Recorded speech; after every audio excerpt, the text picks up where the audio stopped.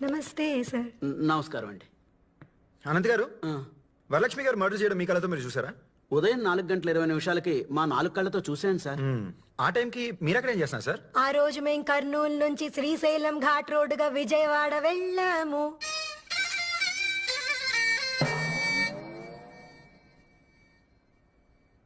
అదేంటమ్మా సాక్ష్యం చెప్పమంటే పాటలు పాడుతున్నావు? మా ఆవిడ ఏ మాటనైనా పాటలోనే చెప్తుంది సార్. సరే తగలబెట్టు. విజయవాడ స్వర్ణ ప్యాలెస్ హోటల్లో దిగాము. పొద్దున్నే కనకదుర్గమ్మ వారి దర్శనం చేసుకున్నాం. గుడ్. అక్కడ పూజారి గారు హారతి ఇచ్చారు.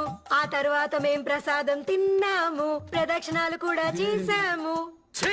నీ వల్ల జడ్జిమెంట్ ఇవ్వాలన్నా ఉత్సాహం మూడు మొత్తం సంకనాగిపోయినాయి. పోనీ గొంతు బాగుందా పాట వినడానికి? డబ్బాలో రాళ్ళేసినట్టు గెల గెల గెల సౌండ్లు. ఆయన అలాగంటారు, నువ్వు వదల. మాట్లాడండి.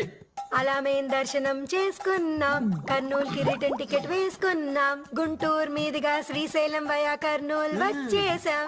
వచ్చాము తచ్చాము. ఇదిగో అమ్మాయి, నేను అసలే కోపదారి మనిషిని. నస పెట్టకుండా చెప్పు. చెబుతాను, మీరు కోప్పడకండి, ప్రశాంతంగా వినండి. Very good.